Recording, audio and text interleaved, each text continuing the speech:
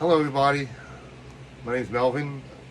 I'm here to read another chapter of my book, The POE and the Gateway in the Basement. And this is a first book of a mini-series. It is a supernatural horror book story, so if you like supernatural, you should definitely check this out. And if you do like it, like, comment, subscribe, share, because I'm seriously trying to get this out here as much as possible. Alright? Chapter 13. Brittany is sitting quietly in Brett's back seat.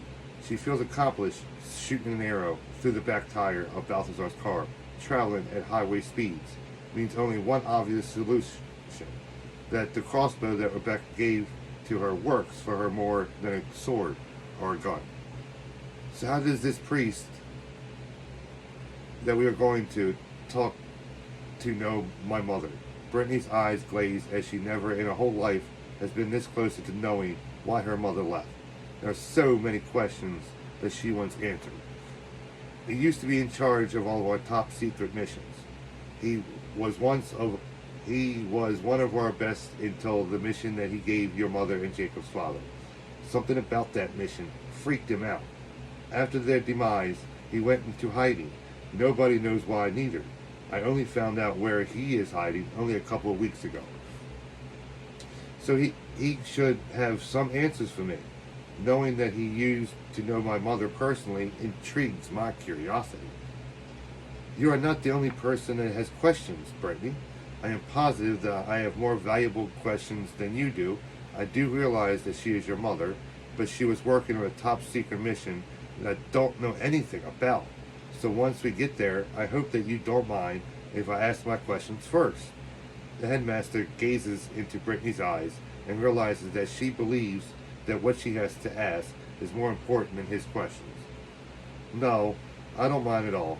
She lies, not wanting to admit that she has more rights on this subject than he does. If she actually spoke her mind, she probably would be outvoted anyways. So she thinks it is best to lie at this moment, seeing that she is the new person in the group. I'm glad we got that all worked out, because we are here. Brett parks the car and turns off the engine. All four of them get out of their seats and get out of the dented car.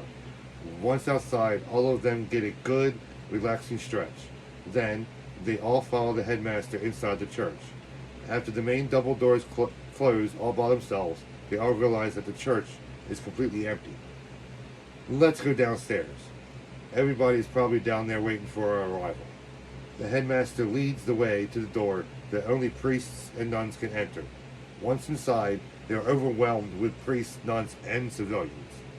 I need to speak with your head priest. The headmaster has to holler since it's so overwhelmingly noisy inside.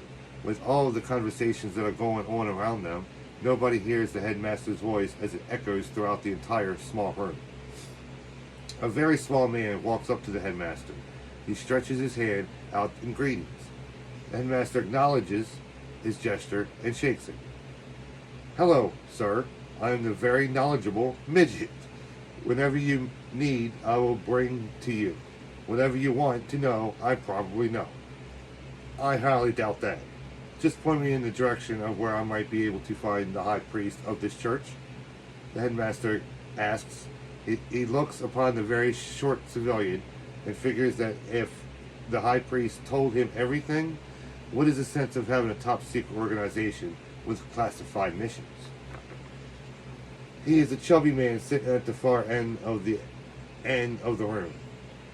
Sitting at the far end table at the end of the room. You can't miss him because he is probably the person doing all of the talking. But if he do, he probably won't miss you, headmaster. He is waiting for your arrival. The midget is lucky that he has a loud voice, otherwise they wouldn't even know he is there. He stands to about the kneecaps. Thank you for your help. The headmaster moves on and walks through the room until he sees a bald, chubby white guy. He vaguely looks like Friar Tuck from the story Robin Hood. The small guy is right about one thing, and that is the high priest is a person overly talkative. Once I heard that you were hiding out here, I tell myself that What is a greedy little man like you even think about spending your retirement at a little church like this one? The headmaster boasts, interrupting the conversation. Now there's a voice that I didn't think I would hear again. Why don't you take a seat, headmaster? That old body of yours has to be achy. The high priest jokes, and then takes a drink from his cup. Isn't it against the rules for a high priest like you to be drinking? The headmaster takes the offered seat, while Brett, Frank, and Brittany stand right behind his chair, with Brittany being the most eager person in the room that wants to hear this conversation. She just can't wait until she gets some of her questions answered. Yeah, well, I'm retired and get paid no matter what I do. Besides, this beats sitting at home with no company. So what brings you to my small covenant? I am here because I want to talk to you about a top secret mission which you supervised while you still were employed by the protectors of Earth. The headmaster begins. You're going to have to be way more specific. I was the top secret's headmaster for 30 years, and I supervised countless missions over that time period. He takes another sip from his cup. It's the mission where Whitmore and White, it's Whitmore and Green, where your two field agents in charge. I believe that there were some complications more near the end of that mission. There are some details in that particular mission that I can't speak to nobody about. The high priest pours himself another drink with the pitcher that is in the middle of the table. The information that you can't speak of to me, maybe you can tell her daughter? Wait a minute. Samantha had a daughter? A bit of information the high priest did not know. Yes, she did, and her name is Brittany. Hello. Brittany steps forward so that she can be seen by the high priest. Hello yourself. It's an honor to meet you. Your mother was a very talented field agent until she met her very powerful demon. Here, please, sit down. The high priest pulls out another chair. Thank you. Brittany takes a seat. To be honest, I have been curious about my mother my entire life. I didn't even know her name until now. I will tell you as much as I can. I just have to be prudent about some minor details. Now that's a damn shame. Balthazar enters a small room with 7 Class B demons right behind him. They are taking people hostage as Balthazar walks past them. The juicy parts are always in the details that don't want to be shared. Frank and Brett both quickly take their swords out and get ready for a fight. Brittany loads her crossbow and aims it at Balthazar's head. What are you doing here? You're not supposed to be in here. The high priest begins to mumble to himself. As powerful as I am becoming, there isn't many places that I can't break into. I can even put up with the agony that I'm enduring just being inside the house that Jehovah built. Okay, we get it. You're getting more powerful, but why are you here if it isn't to fight? What else could a master demon want from living humans other than their souls? Brett tries to call his bluff. Gabriel teaches you so little at that school. For starters, I love killing people, but that isn't everything I do. I can also torture, and I can even play nice when everything is going according to plan, which it seldom does, but this time I'm here for information that only the high priest can give me. Remember those little details that he tells you that he can't share? Well, I know for a fact that he is holding back the information that I need in order for my plan to work. So you also know about my mother? Brittany asks. She can feel the rage start to build up in her gut. My dear child, hasn't anybody told you yet? I am the being that killed your mother. Balthazar begins to laugh uncontrollably. You bastard!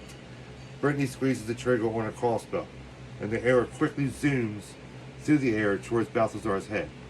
But he catches the arrow with his left hand right before the sharp end of the arrow goes through his skull.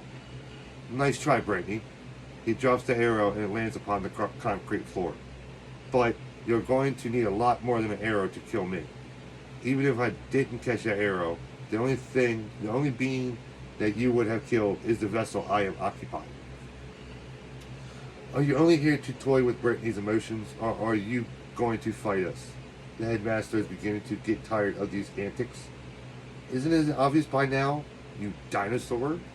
I'm here to find out certain details about my most precious kill yet, and the specific details I require, only one man can tell me.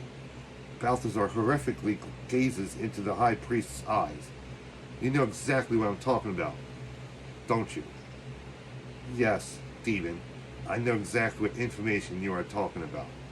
The high priest guzzles down what is left of his fourth drink, a detail that is so confidential that he could only tell one being. Now that detail haunts him, knowing that he can't tell anybody, he can't do anything about it. You're perfectly correct, Balthazar. The high priest stands up out of his seat. He looks at the headmaster's face, and all he sees is disappointment. Don't be surprised, as the headmaster of the top secret division, I was bound to find something that no human being should know. I'm glad that you're beginning to see the truth of things. Now tell me what I need to know. Balthazar's patience is running a little thin with his conversation. You know for a fact I can't tell you anything, especially about what happened that night all those years ago. You will tell me, or I'm going to get very violent, really quickly. Are you ready to die? Balthazar unsheathes his sword and allows the sharp end of the blade to hit the floor with a clatter. Then he places both of his hands on his sword, waiting to strike if the high priest does not tell him what he needs to know. I can't tell you anything, Balthazar. Gabriel told me not to tell anybody, especially you. Why would Gabriel tell you such things? I'll give you an ultimatum. You either tell me everything that I want to know right now, or I'm going to cut out your heart, steal your soul, and then feed your corpse to my very hungry zombies. Balthazar has had enough playing around. He is on a tight schedule, and right now the high priest is delaying it. You can do whatever you want to do, demon. Either way, my fate is sealed. Gabriel promised me that much, just as long as I don't tell you anything. The high priest grabs his cup and then throws it as hard as he can. As it shatters against the wall, he figures that Balthazar gets the point of his choice about staying silent. Since you want to be stubborn, I can only do what I do best. Balthazar sprints very quickly towards the high priest, with his sword dragging on the floor behind him. As soon as he gets close to his next victim, he lifts into the air and jams his sword to the high priest's chest cavity. He quickly pulls out the sword and is about to suck in the high priest's soul into his mouth, but before he has a chance, Brett slices his left hand off with his own sword. There is no way you are stealing his soul while I am here, demon. You are an idiot, field agent. You have no idea how powerful I'm becoming. He begins to sword fight with Brett. The zombies devour anything that has a heartbeat. Balthazar orders his minions as he begins to realize that Brett is more talented with a sword than he originally thought. I don't have time for this shit. Balthazar retreats very quickly. As he runs towards the door, he notices that most of his zombies are already dead, so he has to get out of the danger zone while he still can. I'm not giving up, demon. I will catch up with you if it's the last thing that I do. Brett is right on Balthazar's heels. Brett, let him go, the headmaster orders. If you say so. Brett halts his running and walks back towards the group. But my question is, why? We might not get another chance to see Balthazar in retreat mode. If I caught him, I might have been able to finish this. Brett is beginning to get frustrated. If you did catch him, there's a very high probability that he would have ended your life and stole your soul. Now that is something that I cannot afford right now. I need every agent that I can get, because I have a feeling that Balthazar's plans have only just begun. Thanks for all your help, guys. Brittany and I had to kill all those zombies ourselves. Frank places the sword back into its case. I hope that you are being sarcastic, Frank. The zombies and Class B demons were really easy to kill. Brittany is walking right behind Frank. Shall we get out of here now? I bet that Jacob is worried about you. The headmaster exits the church with everybody else close behind him. Brittany cares about Jacob, that is for sure. But her thoughts are currently on her dead mother. She found out more about her in the last couple of minutes than she has found out in her entire lifetime. Her question is, why all this secrecy? Why did her mother and Jacob's father do for the protectors of Earth that nobody can tell their only children? This is the question that she must have an answer to before she can be completely happy with her new boyfriend, Jacob.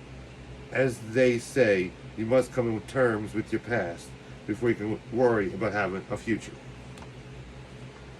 That wasn't bad of a chapter, right?